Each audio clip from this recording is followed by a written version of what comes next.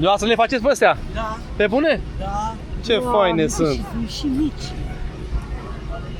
Noaptea când nu am somn, Ia uite-te și tu. noaptea când nu am somn, mă ocup de așa ceva. Dar de unde aveți pielea? Că asta cred că e piele. Dintr-un canapea, și fac și mai mici și mai Doamne, mari, ia pentru că uite-te. nu am material, dacă fac rost de material, mai multe.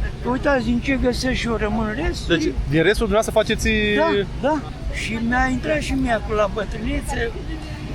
Ca să nu vă pisiți. Acum la bătrânețe ați început să faceți. Da, la 70 și ceva de ani fac de asta. 70 de ani aveți? Da, și Mulți 4. înainte. Mersi, 74.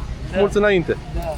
Și cât timp vă ia să faceți o pincă, de exemplu? Cât timp vă ia? În 2 ore fac cam 5-6 perechi. 2 ore, Eu nu 5-6 cred. perechi? Am șablon din carton și decupez aici și după aceea am capsator. Pac, vin cu șnurul, bag șnurul, bag nojița și iasă o pincă.